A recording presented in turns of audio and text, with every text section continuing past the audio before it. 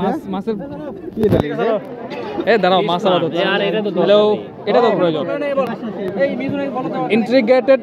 বানানি করা পারছি না ইন্টিগ্রেটেড চিকেন প্লান্ট ওটা কি থ্যাংক ইউ ভাইয়া থ্যাংক ইউ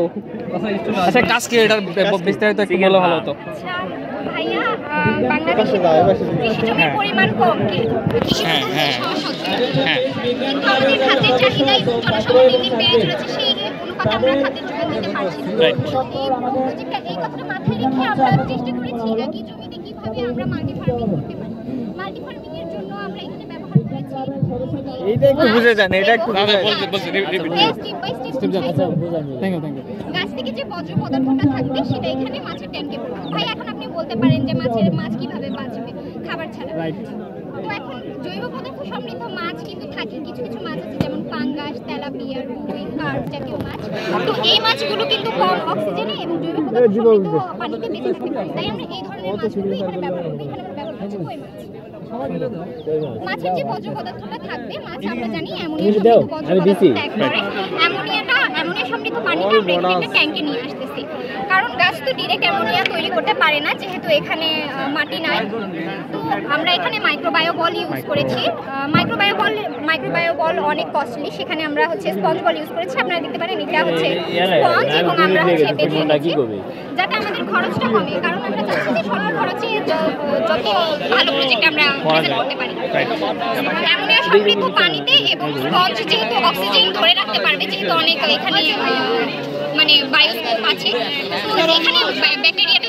ব্যাকটেরিয়া জন্মানোর জন্য আমরা করেছি নাইট্রিফিকেশন প্রক্রিয়ায় অ্যামোনিয়াকে নাইট্রেটে উৎপন্ন করবে এখানে নাইট্রোমোনাস ব্যাকটেরিয়া অ্যামোনিয়াকে নাইট্রেটে উৎপন্ন করবে এবং নাইট্রোব্যাক্টার নাইট্রেটকে নাইট্রাইটে উৎপন্ন করবে নাইট্রাইট এই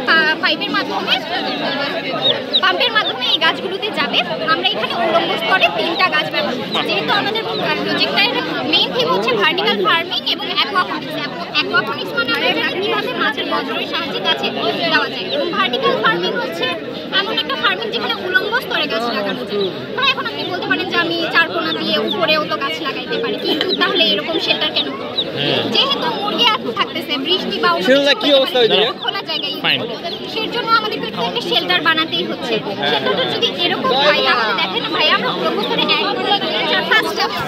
স্তরে গাছ লাগাইতে পারছি যদি চারকোনাতে থাকতো তাহলে সর্বোচ্চ 3টা স্তরে লাগাইতে পারতাম এখানে ভাই আমরা যদি 300 বর্গফুট জমিতে আমরা 300টা মুরগি চাষ করতে পারি 300টা মুরগি থেকে আমরা মোটামুটি 8 থেকে 1000টা মাছ চাষ করতে পারি এবং 8 থেকে 1000টা মাছের যে বর্জ্য পদার্থ পরিশোধন সেটার জন্য আমরা 250টা গাছ এখন ভাই বলতে পারি আমরা ইনডোর প্রজেক্টে কি প্ল্যান কেমন খরচ হতে পারে কেমন এটা সেটাও বলছি ভাইয়া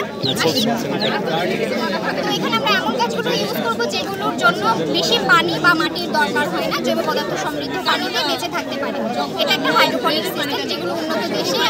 ব্যবহৃত হলে আমাদের দেশে এখনো জনপ্রিয় আমরা এখানে লেটুস পাতা ধনে পাতা বেগুন টমেটো গাছ ইউজ করেছি যদি আমরা মানে সানলাইটে খোলা জায়গায় তাহলে সেখানে আমরা স্ট্রবেরি দিতে পারি কিন্তু কিছু বলতে পারেন যে শুধুমাত্র নাইট্রেট দিয়ে তো সম্ভব না মাছে তো বজ্রটা শুধুমাত্র অ্যামোনিয়াকে নাইট্রেটে পরিণত করতেছে অন্য কোনো পদার্থ কিন্তু এখানে চেঞ্জ হয়নি বা মাইক্রোনিউট্রিয়েন্ট এবং ম্যাক্রোনিউট্রিয়েন্টগুলো চেঞ্জ হয়নি এটা হচ্ছে গাছে চলে যাচ্ছে বা এক্সট্রা করে আমরা যদি টমেটো গাছে ক্যালসিয়ামের প্রয়োজন ক্যালসিয়ামের জন্য আমরা হোমমেড পদ্ধতি ডিমের খোসা সবাই ইউজ করি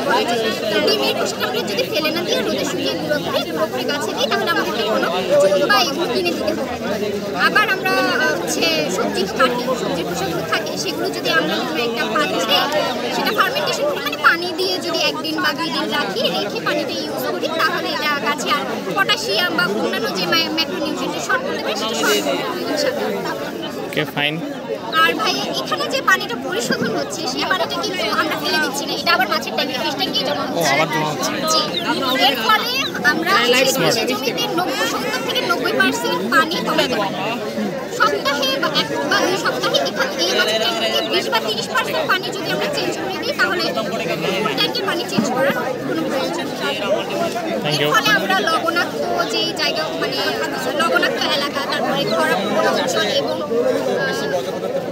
বন্যা কবলিত এলাকায় এটা ব্যবহার করতে পারি। শুধু তাই না, আমরা ব্যালকনিতে বা ছাদেও এটা ব্যবহার করতে পারি। এখন আপনি বলেছেন ভাই যে বাজেট,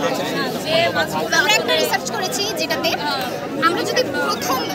ইনভেস্টমেন্ট করতে চাই,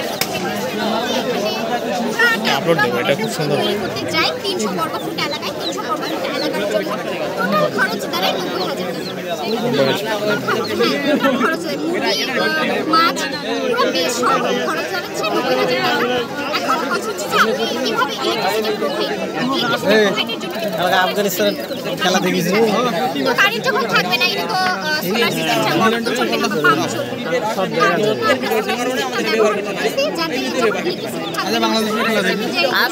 আজ ঝড়ে খেলে দেবে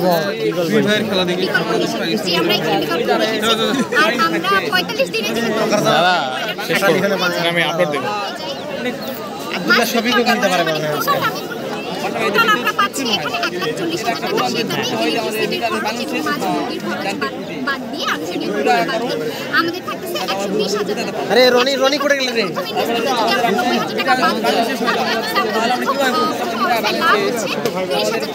আমাদের সম্পূর্ণ 45 দিন পর পর এখানে আমরা লাভ করতে পারি 300 বর্গ ফুট এলাকায় 120,000 টাকা। এটা আমাদের সম্ভব।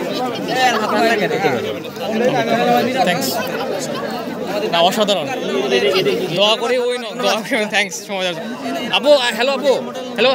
হ্যালো, একটু আপু।